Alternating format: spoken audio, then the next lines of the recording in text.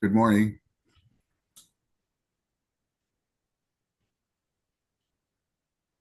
Good morning. Good morning. Hello, morning. Hello. Danielle, I was just sending an email over to you to ask if I was supposed to be on this call as I got an invite for it. Sorry No, to I jump in. apologize. I apologize. Okay, I Um, thought so. Sorry about Wasn't that. 100% sure. Okay, no worries. Hope everybody has a great day then. Thanks. Take care. Good to see you. It's early for him.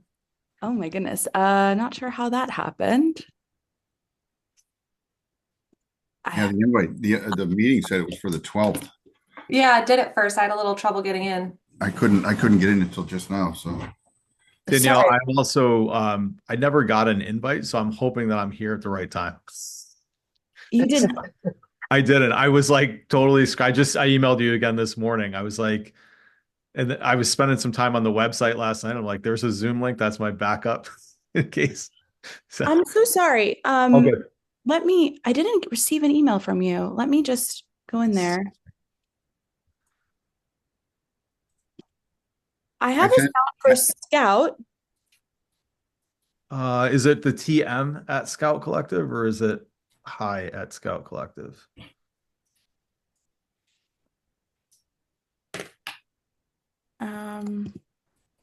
Not Don't sure. worry, I'm here. Okay, great. I really apologize about that. Good. Um, and I'm just getting your email this morning, so We are good. I apologize, Troy. We're like I said, we are here and it's Monday. Great. Well, thank you for being here and making it. I appreciate it. I apologize for the tech glitch on my end. Um, so all right. Well, good morning. Thank you everyone for being here.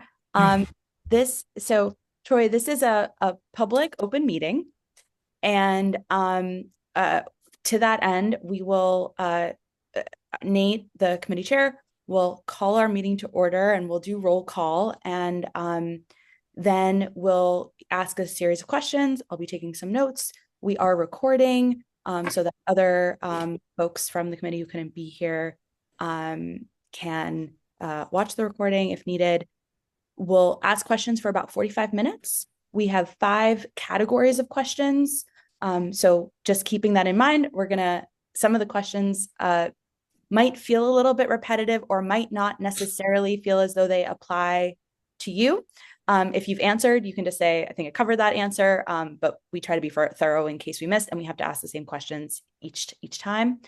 And what else am I missing? We'll go for about 45 minutes, and then we'll have a 5-minute public comment period, which doesn't look like there's any public members here yet, but we'll open for public comment, and then there will be committee discussion.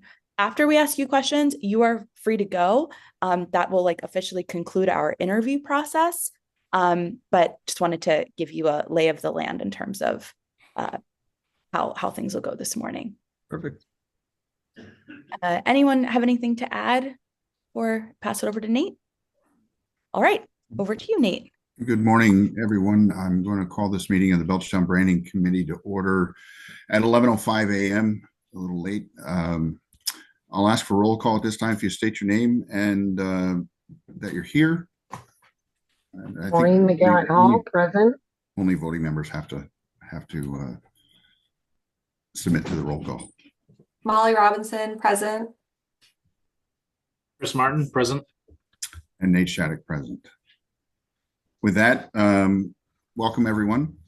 We can move over to Danielle and start the interview. Great. So I already did our little lay of the land. We can get started with questions. Committee members, feel free to introduce yourselves and your role before you ask your question. And over to you, Chris. All right. Hi, my name is Chris Martin. I am the clerk on this committee, but the chair of the Belchertown Communication Committee. we assist in all kinds of communication needs, rebuilding the website, working on social media policies, stuff like that. And rebranding of the town was something that was sort of important to us, as we've had some struggles with the current logo and modernizing it and getting it ready for digital and stuff like that. So I've got two questions that I'd like to ask you today. And the first one is a little bit of if you've done a little research on what we have so far, and asking, what are your thoughts on Belchertown's current visual identity? Well, I think we're having this conversation because it needs to be improved and modernized. When we look at, and this is, I think, true for a lot of towns. I actually live in a town in Connecticut, Wethersfield, Connecticut, which actually shows up on your website. I noticed it talks about how people move from Wethersfield up to Belchertown, which is kind of a nice little connection. We struggle with the same thing in our town. The logo that's used for the town seal, it's just really, really difficult to reproduce in a lot of different environments. And when we start to think about modern day environments, how does it look on social media? Inside of a tiny little circle. How does it look on town transportation vehicles? What challenges does the logo create? And the same can be said for both marks. When you look at the marks, they're complex. There's a lot of nuance to them. When you reduce them down to small size, it creates some legibility issues. And ultimately, it's being used, I think, as a sort of storytelling device. But it sounds like we need to look at how to modernize that story and tell a more compelling, concise story inside of the mark. Now, what's interesting about this project, as I started looking more into it in the RFP and putting the response together, is that there's the opportunity to really look at the differences between a mark or a logo for the town and then also the town seal. There are two different functionalities there, I think, in terms of honoring history, but also knowing that there are going to be environments where they potentially would be maybe not necessarily next to one another, but they would be in materials together. So how do you start to build some more consistency where you're honoring the history of what a town seal really is, and sort of that emblematic approach that we would take for a seal versus something more iconic, which would be a logo for the town, which we would see on apparel, we would see on a lot of different things that it needs to be reproduced in. So I think there are challenges, but it's nothing that I think we couldn't solve with some design and a deep exploration of what the true identity for the town and the community is. Excellent. So my other one is, how do you see the role of graphic design in fostering a sense of identity and pride within a community, especially in a municipal setting like Belchertown? Are there any ideas or concepts that you might consider exploring in this project? Well, self-admittedly, I'm a design nerd. I've loved design since I was very young, and what I love about it is that it's really a tool for problem solving. There's a visual piece for design, but really, what design is problem solving. So being able to think of creative visual solutions that are based on problems that we're trying to solve. So looking at what the needs are for this RFP, we like to spend a lot of time in community, understanding the nuances of the people, the folks that live in the community, that work in the community, understand their expectations, who are the audiences, all the different ways that the mark is going to be used. And then, as mentioned earlier, what is the story that we're trying to build around this mark? And so graphic design is really a tool. Obviously, there's a lot that goes into design and making effective design results, which include color, typography, all of the sort of the nerdy design things that me and my team love to do. But we try and make it as accessible as possible, because I think a lot of times with design, folks can sort of hide behind the complexities of design, whether it's typography solutions or it's the color palettes that are being selected. And we try and make design as accessible as possible. And we really use it as a tool, like I said earlier, to solve problems. Excellent. Thank you. Next, it's usually Kate, but I think we're kicking this over to Maureen. Yes, hi. My name is Maureen McGarrett Hall. I am a lifetime resident of Belchertown. So the branding, initiative, they're trying to basically include a lot of history in the town and where they see the town going, which is very important. I'm also a 24-year career here at the local community newspaper. I'm very, familiar in the graphics area, so I did, want to be a part of this process for the town. So again, another two-part question. Are you able to share examples of your previous work where you successfully navigated the challenges of branding and rebranding for a municipality, a rural community? Yeah, so we fortunately we do a lot of work with municipalities and communities. At Scout Collective, I would say 80 to 90% of our work is human services, social good, nonprofits. And so the work that we typically do is with human services, and we do a lot of prevention work with towns. So included in the RFP response, I did share an example of Clinton Human Services, which was a large initiative for the Human Services Department inside of Clinton, Connecticut, which is a smallish town, I would say, in Connecticut on the shoreline, where there's a lot of different community objectives and a lot of long-standing relationships that are inside of the town. Sounds similar to your experience. When folks settle there, they love it.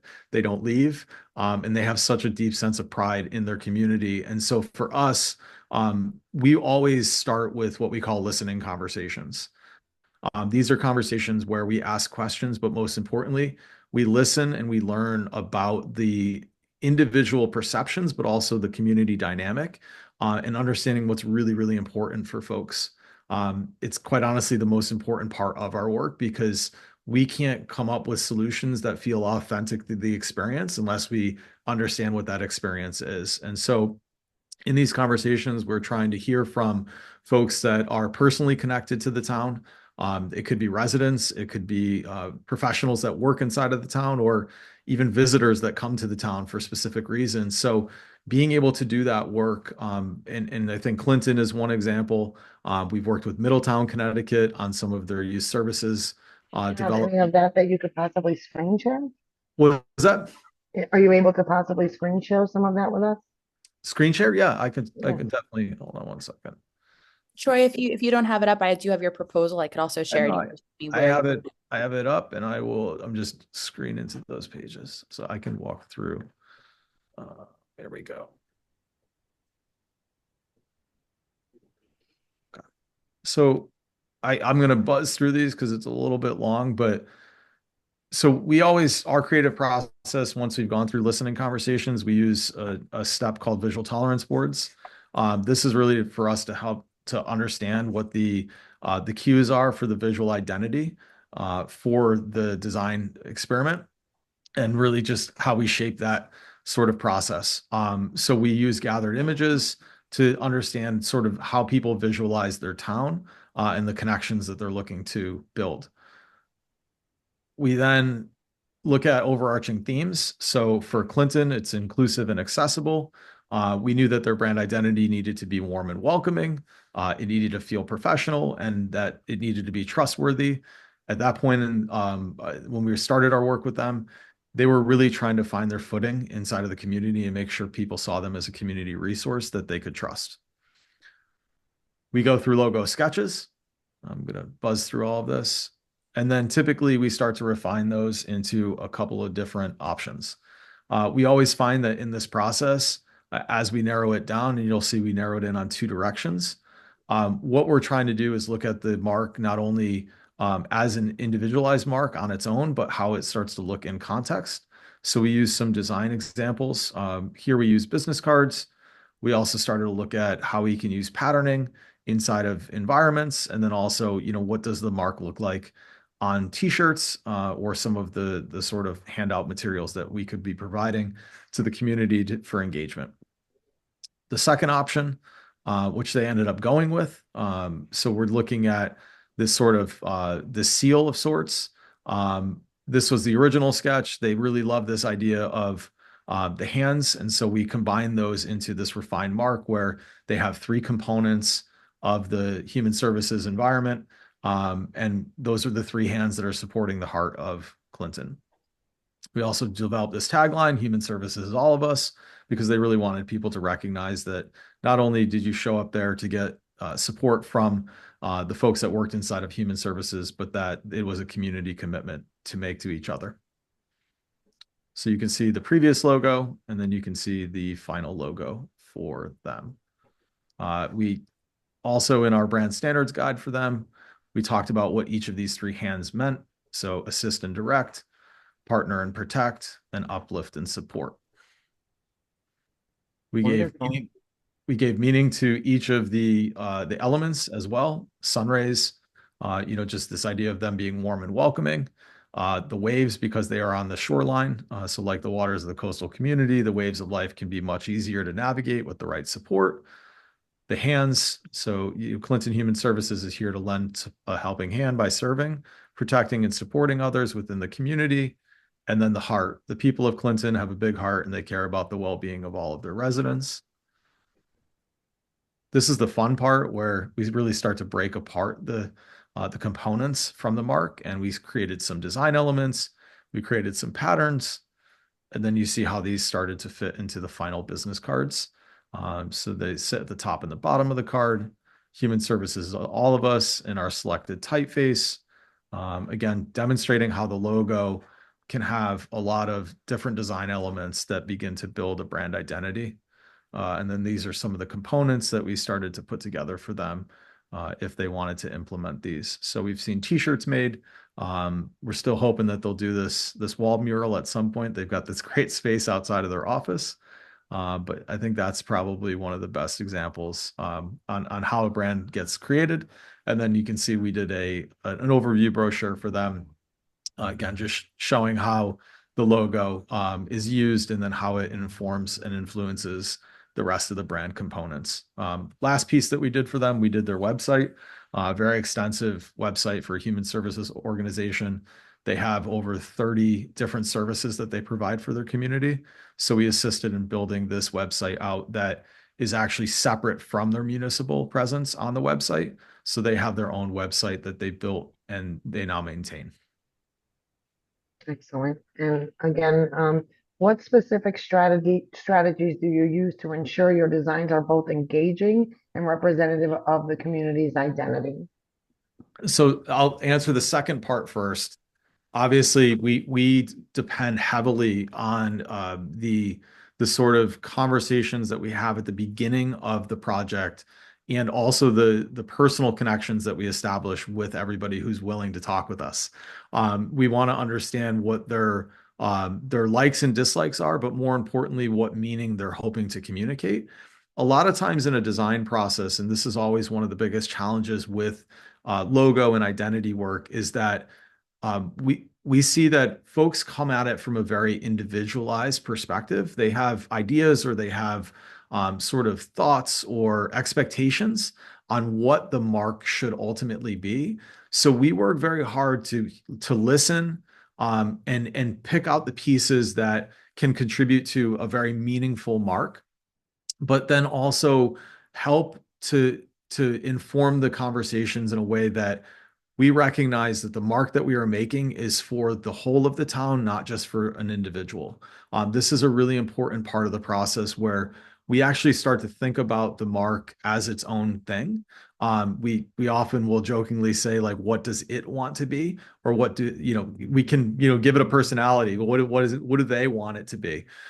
Because really, this is a holistic experiment that should really, really reflect all of the perspectives inside of the town. We know it can't do everything for everyone, but we try our best to create a mark in a way that is going to tell the most compelling story, feel the most, if you will, on brand for what the town culture is, and represent the people that are living and working inside of Belchertown. That's critically important for any mark that we're developing. Excellent, thank you. I'm going to pass it over. Who is up next? I think it's me. To Molly. Hi, Troy. Thanks for being here. I'm Molly Robinson. I'm a volunteer on this committee as well as a couple of others on culture and creativity in Belchertown. And I'm a brand strategy professional in my day job. So I'm very happy to be here and chatting with you. My questions are about community engagement. You've touched on this a little bit already, but what methods have you employed in past projects to incorporate community feedback into your design process? I feel like we've touched it all in different capacities, and it's really determined by the needs of the community. So one of the first questions that we typically ask as we're starting a project is, how can we engage with the community, and what opportunities do we have to create conversation? So that can be Zoom calls. It can be in-person meetings. We've done surveys. I really like talking with folks. I feel like we learn so much more when we can get in between the questions as we have conversations. So, that's at the initial onset to do that sort of discovery piece of it. As we go through a creative process, we try and be very deliberate with understanding the dynamics, not only of the community, but also the key stakeholders. So I would consider everybody on this call, and it sounds like a handful of others, to be those key stakeholders who are going to help us sort of shepherd this project through understanding the nuance of the different needs of the community, but then also what are the needs of the committee, what are the needs of even the end user. So who are the folks inside of the town that are going to be using this logo, and how do we solve for them as well? So in our process, it tends to be very broad at the onset. So we're doing that learning, we're doing that listening. And then we start to narrow in on solutions. What we don't want to do is we don't want to open this up to a massive amount of group feedback where there's too many options. That's where this always can go wrong, where there's just too much to talk about and there's too much to really dig in between the lines on different options. So we try and narrow that down in a very deliberate way. So we have solutions that we absolutely love, that we're sharing with folks to make a final decision on. I've always learned in my career that if there's an option that we don't love, that's the one that's going to get picked. So we want to make sure that what we do is we really, everybody that's part of that, that sort of core decision-making group absolutely loves and stands behind everything that's inside of these marks for the meaning, and also the visual identity. And then we present that out. That really just depends on who the end decision makers are going to be. We've seen it come down to just, hey, we've got two options and we're going to run it by a few folks. We've seen it run out to a poll where people are picking A or B. What I tend to want to do at the end of a process is at least have a presentation so folks can understand some of the meaning behind the marks. So it's not just a visual decision for them. We know that visual is really important, but the importance of this project and really what it represents for Belchertown, we really want people to be sort of the storytellers for us. So what are we giving them for components that, or even the experience that they've had as they've interacted in this process, to say that they take on some sense of ownership of this mark, and they really are the people that are advocating for the rebrand. They get to own it. They get to be excited about it, because we know that that's way more influential than me doing a write-up and putting together, a brand strategy deck. At the end of the day, we want people to have an incredible sense of pride around a mark. And the best way to do that is bring them into the process of decision making. Thank you. I have a few follow-ups on this thread. Where in the timeline of working with us do you see the opportunities for the community participation and feedback? Definitely the onset. I know I've said that a bunch. Learning from the community is that's the most important part. So I think bringing folks in at that stage, learning about their expectations, learning about their experiences, and helping that to inform our creative process, I think is a perfect time to be having those conversations. And I think ultimately, in decision making, depending on how much activity you have, that's another place that the community can become a part of this. We like to work very collaboratively. We tend to invite a lot of people into our process. I would say we're non-traditional in the design world, where I feel like there's a sort of reputation where folks want to get informed and then they want to go do their work, and then they come back at the end and there's this big aha moment and here's your thing.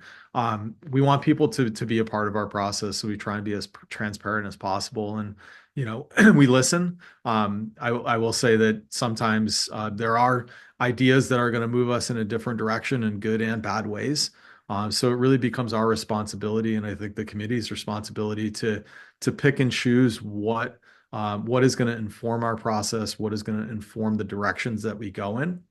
But we want to make sure that we are validating the opinions and hearing folks as we go through this process, because then at the end of the day, like I said earlier, what we don't want to do is we don't want to have solutions that just feel inauthentic or don't represent the large majority of the community in a way that's going to be very positive, because that's, we've seen it happen with a ton of different logos, right? People have this affinity for brands and then they change the mark and people are, in an uproar. The sooner we can be in those conversations and get them involved, the better for the end result. Yep, absolutely. You've sort of touched on these, so you don't have to dive too deep, but feel free to share more as you care to. So how would you balance professional design principles and vision that you have with the community preferences and inputs? And as a follow-up to that, how do you handle feedback that might contradict initially your design concepts? I mean, we're designers. It sounds like you work in branding. We have thick skin. We accept criticism as a very a positive contribution to our creative process. I look at feedback as ways of learning, and our team does that as well. We never really take things personally over here. And what we try to do is we try and understand not only what is the feedback we're receiving, but where is the feedback coming from?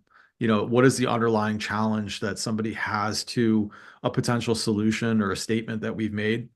And we try and learn from that and let it inform our creative process. There will be times, and there always are with logos, because it's a very subjective process where people, again, really feel like maybe it's a color that they don't like, and that's a personal thing that we try and overcome. Again, going through that exercise of saying, what does this color represent and why is it appropriate for this logo or the town? And that's why we're making the suggestion here. And there's purpose behind the design, and we try and help people understand the purpose rather than just the personal. And when it does get personal, we will say, like, this could be a thing where, this might just be personal preference that you don't like purple. And I don't know how we're going to get past that. If it is the most appropriate color for the solution that we're putting in place, we can certainly look at other colors and try and build the meaning into those as well. But at the end of the day, we know that not everybody is going to be 1,000% happy. If we can get everybody to 95% happy and we have consensus on something, we feel like we've done a good job in making sure that it represents all of the things, because it's a tough job, right? Like, everybody has a unique experience, and we want to honor those experiences when we're doing a logo. But if we put everything into every mark, it would get really complicated and it might get confusing. So we advocate for simplicity. We try and tell the most compelling story as possible in a very reduced space, and that's why logo design can be so challenging. It's a lot inside of a little. Yeah, it's the first word in your bigger story. Sure. That's it for me. It's over to Danielle now. Thank you. Thanks so much, Troy. And you and I have communicated a bit in this process. So just want to say thank you for the really outstanding proposal and your wonderful communication up to this point. My role here is to help as a project manager, which is really, akin to herding cats a little bit, but my role is to convene this committee and liaise with the municipality, and I'll be a resource to whoever the graphic designer is to help define when and where and how those community conversations take place, and how this committee can support the design work. on that note, and following up on some of the threads that you discussed with Molly, I'm wondering if you can share a little bit more about how you communicate with your clients, and if there are any time or geographic differences that emerge. How do you handle that as well? Might not come up here, but had to ask. So if I'm understanding the question, first part, process, second part, how do we navigate challenges and differences? Perfect. All right. So process wise, we've been doing design work for quite some time, and I like to work in a very methodical way. So our whole team works that way. We have very specific steps that we go through, especially with logos. I would say websites are the same. Like, we want to make sure that we're doing this in a very methodical way where we're making decisions every step. So at key milestones, we are presenting ideas and concepts. We then get consensus on which directions we need to pursue. And then as we go through our creative process, we have check-ins and we say, okay, like milestone 1, here's the first round of 5 logo options that we're going to look at. Now, it's never happened, but it could happen. Somebody may say, I don't like any of these directions. And that would put us at a place where we go, okay, we need to go look a little bit harder, or we're going to learn something from this conversation and what's working and what's not working. Typically, in our process, we see that after that first round, we're able to narrow in on 2 directions. It might not be a design solution that we've seen in one of the initial concepts, but it's a direction that we've learned and we can see value in exploring a bit further. As we go through that creative process, the next step for us is refinement. So you saw that in the Clinton example. We take 2 options and we begin to refine those. We start to look at those with color. And again, looking at what is the narrative that we're going to create. Now, where this project is a little bit different is that you're going to have 2 marks that are moving simultaneously. I'm excited about the opportunity because we can be exploring multiple talk tracks in sort of what is the historical mark as we look at the town emblem or seal. And then how do we modernize and what are we looking at for that second, more logo-ish, if you will. So that process, throughout our process, we are communicating consistently and frequently. The worst thing that we can do as designers or as a business owner is sort of disappear. So our team tries to over communicate. If we have questions, we're asking those questions. Danielle, we would probably be relying on you, it sounds like, to make sure that those questions are getting to the appropriate decision makers. And really, when we're working, we want to be working closely with folks. And so the end of each week, we're providing an update on our progress.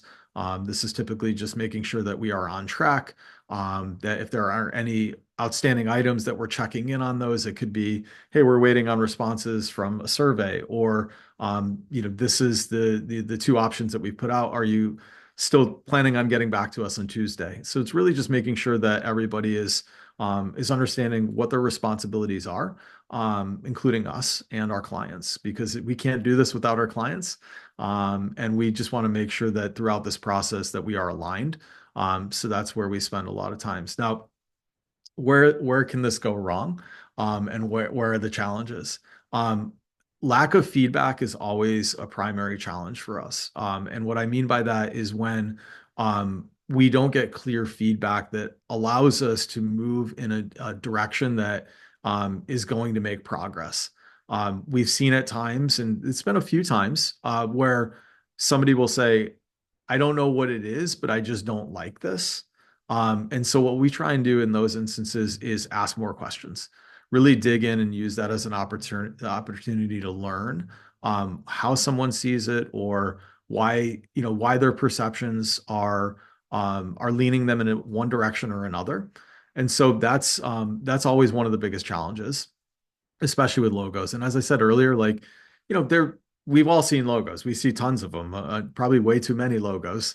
So people have different experiences. And we just make sure that we account for those and we learn from those experiences and try and overcome challenges as they come our way. But we do it in a very collaborative way. We again, lots of questions and give people space to answer. Thanks, Troy. And you've addressed that one of your deadline management strategies is kind of to produce your client along the way. But I'm wondering if you can speak a little bit more to how you handle deadlines, and maybe describe a time where you've had to adapt your design to meet some of those changes or meet some of that feedback that you get during the process, and how or if that impacted your ability to meet deadline. Yeah, absolutely. I think when we look at this, I'll use this project in particular. It has a tight deadline, I would say. Typically a logo process is a couple months, um, at the shortest, if you're going to do it the right way, especially building community into this experience. And we're doing 2 marks, so that adds a little extra. But in this process, again, making sure that we are clearly outlining what our milestones are very early on in the process is critical for us. So we provide a calendar. If we say that our delivery date is going to be June 1st, these are the steps that we need to take to make sure that we hit that mark. That's how it starts. For us, the timeline, we don't like to shift timelines. We know it can happen. We account for, a missed day or two here and there. Say somebody's out of town and they just, we know that their feedback is critically important, but life happened and they couldn't give feedback. We can account for that. But if we start to drift on timelines, what we'll do is we say, okay, we're a week behind on receiving feedback here. That's going to push our timeline back a week. And that's just, we try and be very clear about that. Obviously we can make up a day or two if we need to. But if for our team, if we have it on the calendar, it's going to be coming to you on that date. If a meeting is scheduled, we're not changing the meeting. We will be prepared. We know that the work that's being done on your side, you got to get a lot of people together and their schedules are important. And so, that can always be a challenge, but we want to honor that, and make sure that we're protecting people's time in this process. Now, the other component I would say that's always a challenge is navigating those conversations where we might not have consensus. And I think I've talked to this a little bit here, but just making sure that we're understanding the feedback loop. That's, where is this coming from? Who is saying it? What else do we need to know from them? Can they elaborate as needed? Being able to get those clear communications back where feedback, if it's not being given to us directly, is being provided in a way that is effective. That's always very, very helpful for us in our creative process. Great. Thank you so much, Troy. I appreciate it. And I'll pass it over to Nate for the final few questions here. Cool. Good morning. I'm Nate Shattuck, a lifelong resident of town, business owner, run a couple of businesses here, and also chair of this committee.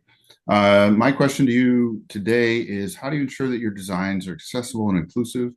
And can you provide an example of how you've previously incorporated these principles into your work?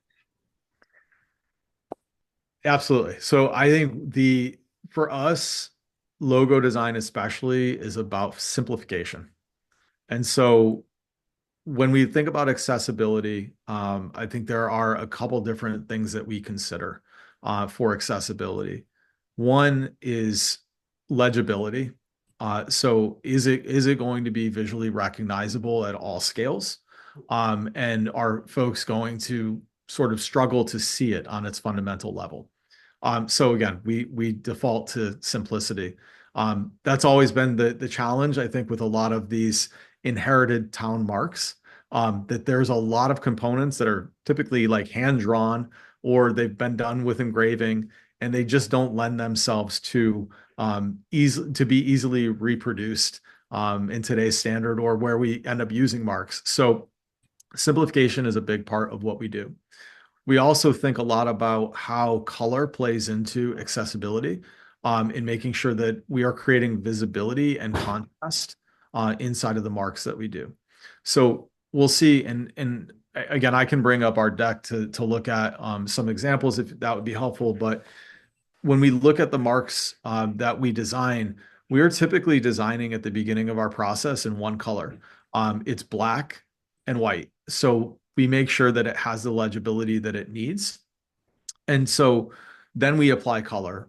We don't want to rely on color at the beginning of this process because color is a tool that can create complexity, and it can also create confusion.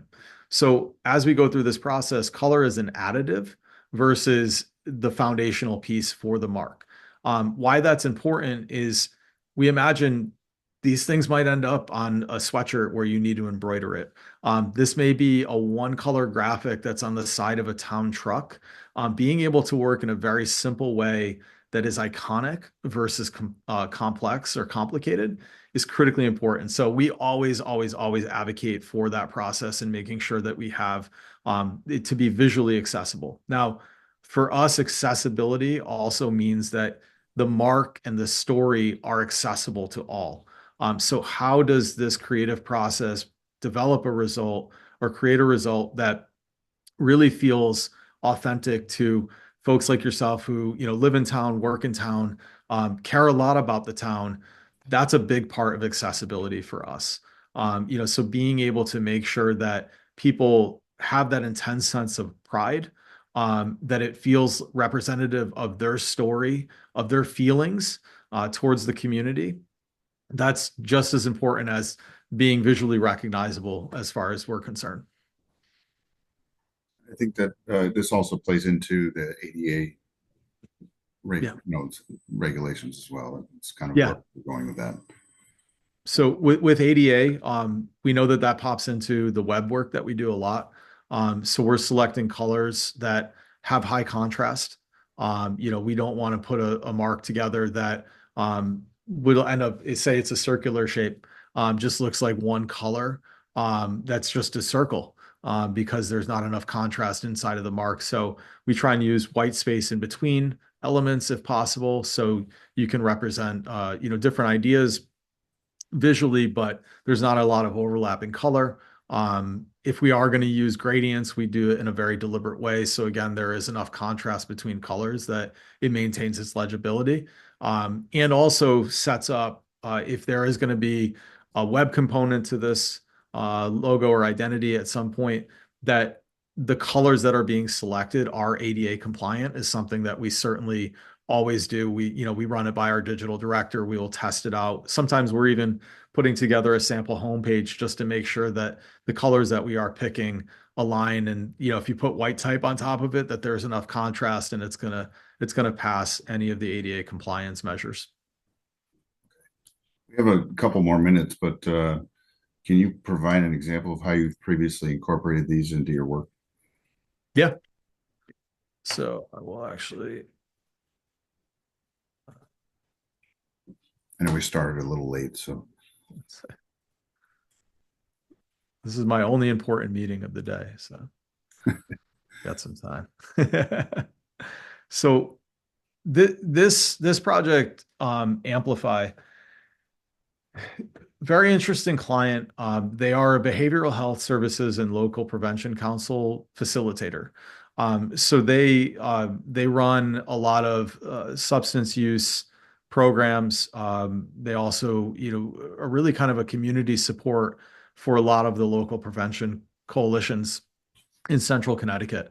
When we were brought in, they had I'm going to just bounce to their original mark here. So these were their logos here that we started with.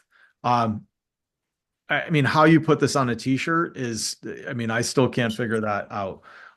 So, the colors just make it very, very hard to read. It was really hard to reproduce. And then when you start to think of, having to spell out erase east of the river action for substance abuse elimination, like that on a website gets really, really hard to read. So, and they also had this other mark, which I'm still struggle to figure out the acronyms with all the clients that we work with in the human services space. So we ended up moving into a mark for them that was highly visible, again, using a lot of white space. And this was led by a lot of the work that we did for their website.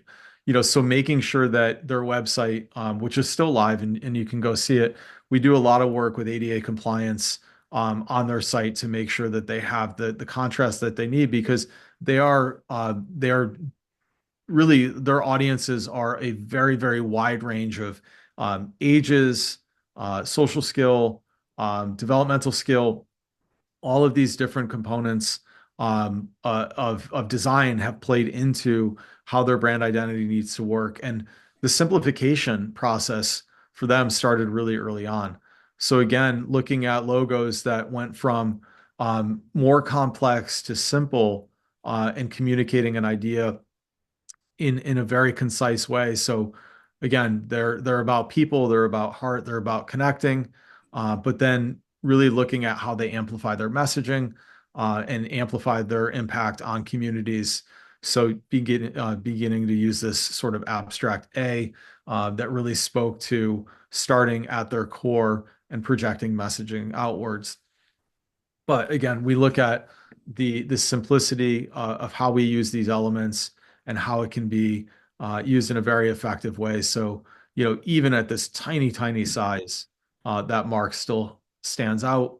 It has enough contrast between the purple and the white. So it is, again, leading a lot of the design decisions that we made and not trying to overly complicate something with too many colors, too many ideas, too many components. And I would say also too, just if you start to look at some of these other marks, Durham Middlefield comes to mind, especially with this town. Being able to use storytelling. Durham Middlefield there are a few towns south of us, but they're a farm town. Community is incredibly important for them. They're also known for their apple orchards. So beginning to bring some of the, how do you reduce an apple tree down to a very, very simple, iconic mark that, as you reduce it down, it still holds its weight. For us, we're looking at things at scale. And scale is, really small to absolutely massive. We imagine, what does this look like on a billboard? And, what does it look like embroidered on a t-shirt or on the back of a business card, where it needs to be much smaller and still highly legible. Okay. Thank you for that. Yeah, of course. Okay. We have a couple of minutes if you have any questions for us. No, I mean, I think we've learned a lot in the RFP process. I think RFPs are always a challenge for us because our work is so collaborative. I'm happy to have been invited into the conversation and get to meet everybody here. It's always nice to start to put some faces and to learn a little bit more about the team that we would have the opportunity to work with. I think, our biggest question is really what is going to lead to the final decision on who you're selecting. And I'd love to hear a little bit more about that process. Sure. So we're conducting interviews this week, and we're having open for public comment. Full disclosure, like so far we have not had public comment, but we have opened for public comment. We have an internal assessment rubric that was outlined based on those 4 categories in the RFP. And as it mentions there, we're looking for folks that have had relevant experience. Apologize for the puppy barking. Timeline, deadline, budget, and just a good fit for the project overall. The committee will be having discussions tomorrow. I don't know if Molly, if you want to share a little bit more about the internal assessment that we're looking at, or if anyone else wants to add what you're thinking in terms of decision making. I open up to the committee to share y'all's thoughts on what the final factors will be to determine. Well, and I was curious, Troy, if you were asking how we're going to determine which agency we work with, or the decision process along the way, and how we're going to choose a logo. I think my question was more intended towards how you're going to choose who you're working with, but I would love to actually hear a little bit too on how this committee is going to sort of lead decision making while also bringing in a lot of the community. I feel like maybe Maud and Danielle are best suited for this, but we are the primary stakeholders because we're this representation of the community at large. So feel like we have a good amount of insight and decision power within this smaller group, and then would want to collaborate with you on how to best engage with the community and get that impact or input from them. So we'll have ideas, but would love for you to have ideas on that side of things too. And then other stakeholders I think we have like town manager. We're going to bring this to another committee. So maybe Maud, Danielle, I don't want to say the wrong thing about that. No, you're good. So I'll say that Kate is a voting member on our committee, right? So one of our voting members is not here, but we're recording these so that everyone on the committee can see. But one of the voting members is the communications manager, who I really appreciated in our conversation how you highlighted how staff would use the work and like the intentionality by thinking about how staff. So one of our voting members is a staff member for the town who will be in charge of executing and implementing a lot of the design changes that come about. So she reviewed the proposals closely, was part of the decision on who to interview, and will watch this recording and be part of the conversation. So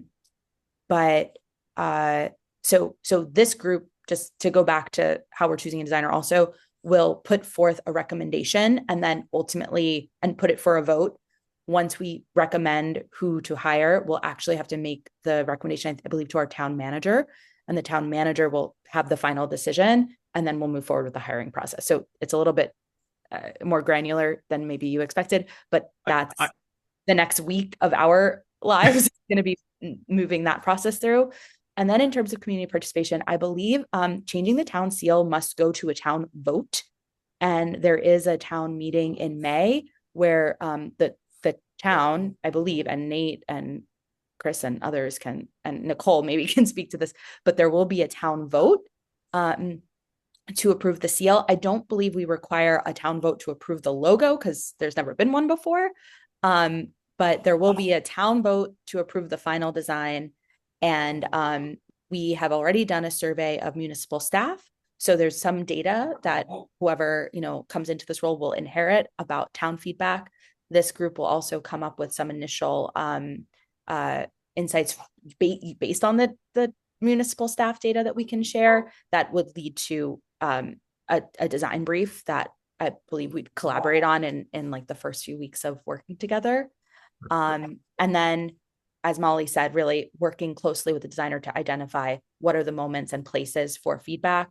I know Kate, the communications manager, has been really great about sharing things on the town social media page, Facebook page, and on social media. So we're thinking about ways that we can, whether it's A/B testing or A/B voting or however we want to do it, there are some digital places. We have a great contact, Maureen, that's helping us figure out how to use the local paper, which people really pay close attention to if folks want to weigh in that way. And then, of course, there might be some opportunities for in-person before that May town meeting. But Maud or Nicole, anyone want to add in on that? No, I think that covered it.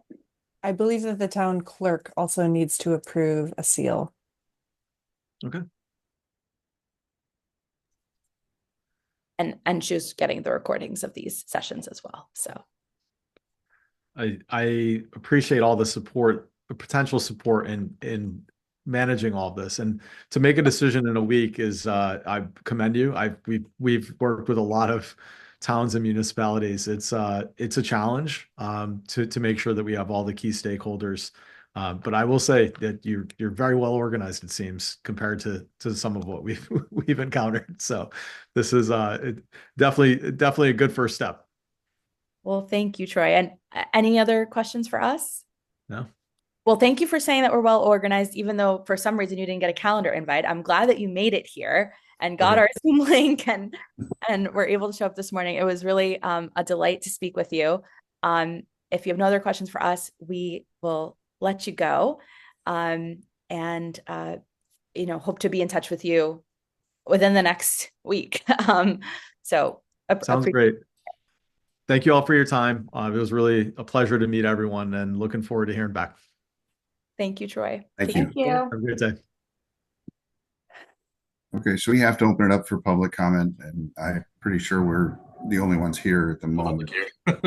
So 3, 2, 1, we'll close the public comment on this. And then so we have a few minutes for discussion amongst ourselves. Yep. I'll open it up for that. I can go first. Okay. Yeah. So there were 3 things that stood out to me with him. And the first was the visual tolerance board. I loved that. Yeah. Kind of getting everything on one screen so we could kind of weed out what is relevant for us and what isn't. So that was great. I also liked the idea of some kind of a presentation for the community to help people understand why the designs are what they are, why we chose what we chose. And then the third thing I liked about his recommendations was including the community sooner rather than later. I think he used the word because then everybody seems to kind of blow up after that. And so I feel like just listening to folks around town and hearing their feedback about this committee and what we're looking to do, I think that's going to be super important, is keeping them in the loop as soon as possible. I agree. I was a little concerned, and I just want to put this out there. Maybe it wasn't just relayed clearly enough. But it seemed like the other interviews that we had, they were going to be the ones to take the initiative to go out and do those surveys. Am I missing that? He didn't really seem, as he was stating, that they're actually going to be the ones to proceed forward and do the surveys, more like he was looking from this committee to go back and actually give them the response. I Did feel like anybody? they I did didn't do hear him surveys. say one way or the other. I thought I heard that, but I'm not certain. He You heard did, he what? did mention as part of their process, surveys and meetings and stuff like that. I wrote down because he specifically said that he prefers to do in person and like get in conversations with the community rather than putting out surveys. So it could have just been that, like, that's his preference. So like surveys just didn't come up very often, but it sounded like he would rather hold like, public meetings and get people to Okay. come in and talk about it. Yeah, I But just wanted to make sure that we would be able to get the same, process across the board in regards to getting that community feedback. He had mentioned a couple times if he didn't get feedback by the end of the week. I'm not sure if he was looking for actually everybody here to conduct those surveys and get him back versus him conducting it. So that's reassuring. I like that he talked about individual versus community dynamics, and focusing on that, not getting lost in the hay, so to speak. Yeah, I feel He's like got he was. municipal experience. Mhm. I think he's great. Yeah, he's got experience working with lots of different opinions and stakeholders. It sounds like I felt like he was kind of raising that as a flag of like this could be challenging for all of us to get through, but that he's done it before and we'll be okay. yeah, he definitely had an air of sort of like been there, done that. Like, he's a professional. He was very sharp with his answers, very concise. He sort of had like, I don't think he went too far into each different like thing, like, doing the black and white logos first instead of color and other stuff. He didn't go into too much detail about them, but he did touch on all of those things. Like, that is part of the process, and this is part of the process, and that. And so it just seemed like I got this sense that we would be in good hands. I did too, and I will say this, he did actually know. He's the only one that's noted so far that we are on a tight timeline. Everybody else is like, oh, we'll get it done, no problem. But in reality, it is a tight timeline. Yeah. Well, it's a tight timeline I think it's indicative that it's a tight timeline for how he would lead the process, right? So I think he's really acknowledging the depth of community involvement that we've underscored. I do think some others have acknowledged that, some have not. But I see that as like a red and a green. You could look at it as a red or a green, right? There's some real positive to understanding that. And it also could indicate like that there are more steps in his process, right? Which is good. And the fact that he knows it and is clear about it is helpful for us. We've got about 5 more minutes. Should we just go through that chart? Yep. Sure. I will share my screen.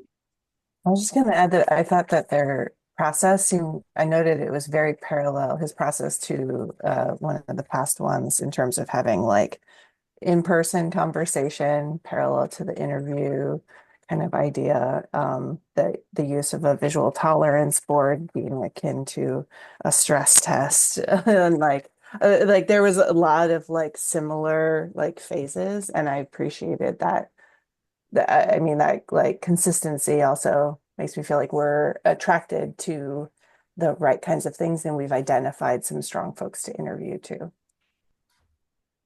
Danielle, you said he was really great to communicate with in advance. Is there anything else we should know about that?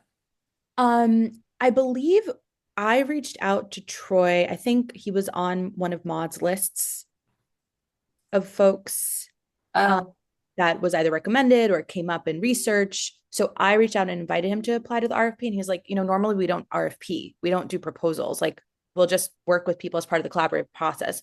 So, for like how we would read that is like, doesn't normally do RFPs, but somehow had a really great deck, right? Like, stands out. Does do RFPs, but like did very well in an interview process. Like, doesn't run his company in a way where he's normally doing interviews. Going up like this. So, and was like very kind. And we had a Zoom call because he had a bunch of questions that he was asking, and initially had some concerns about, and Molly and Kate and I had some several side conversations about this, about whether they would be in charge of like all of the implementation, or if they would be doing a logo and then we would be putting it in different contexts. So he's like, I need the specific list of everything that you need implemented. Like, and he followed up several times being like, is there a list? Because the checklist. And then I had a conversation with Kate and she was like, no, I'll be doing the checklist and implementing.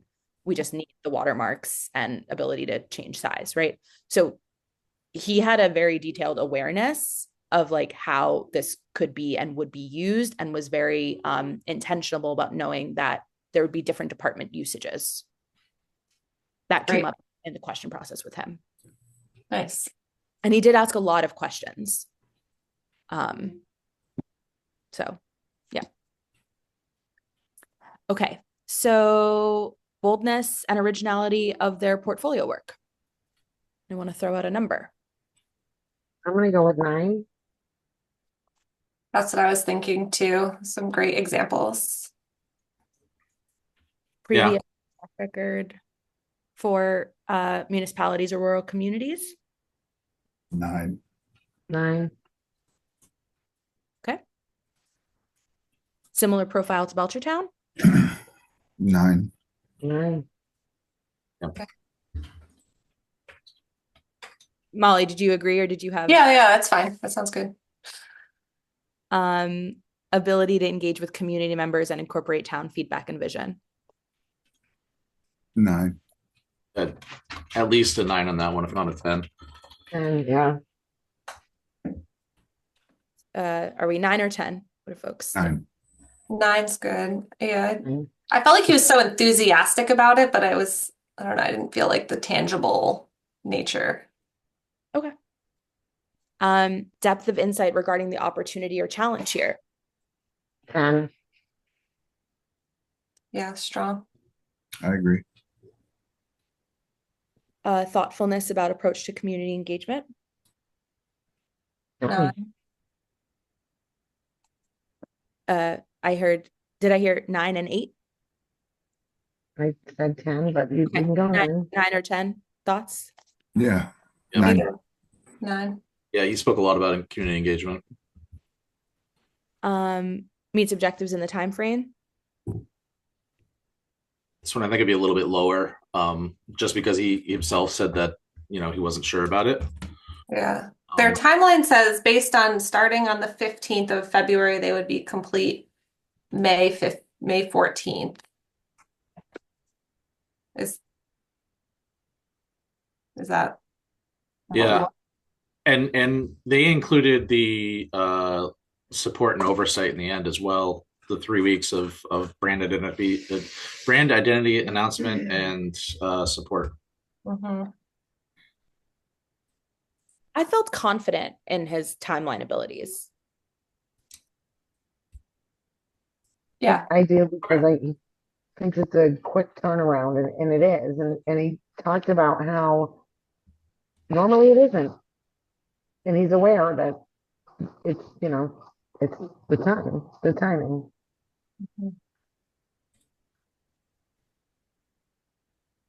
So a number? I'll start out at 8. I'm okay with 8. Yeah.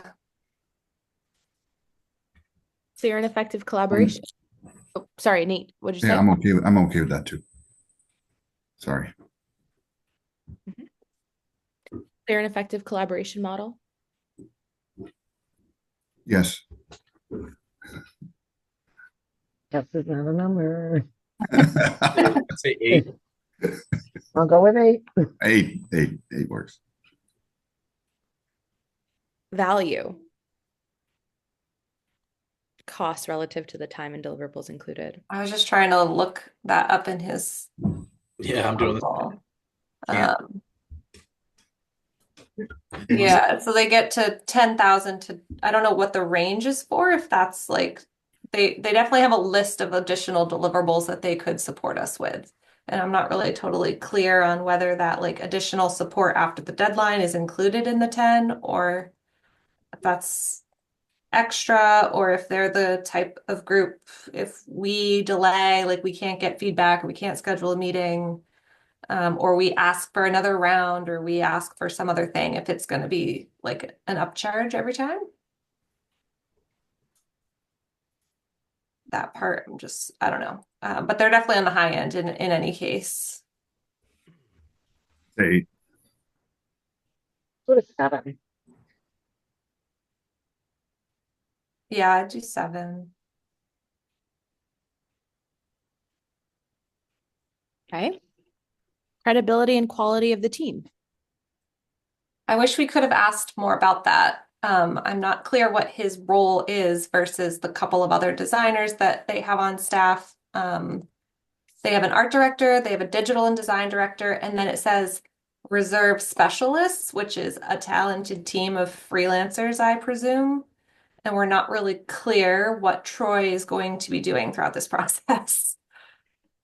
Unless I missed that in the RFP because it is long. Did anybody get that? No. So like maybe the answer is great. It's just hard to know because I didn't get that question asked explicitly.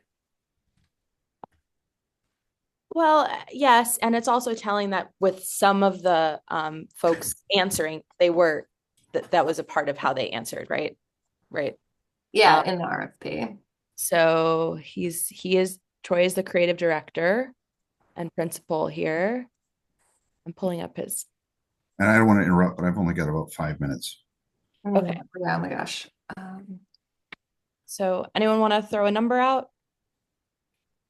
7. 7. Okay. Yeah. Is this something we're allowed to follow up on?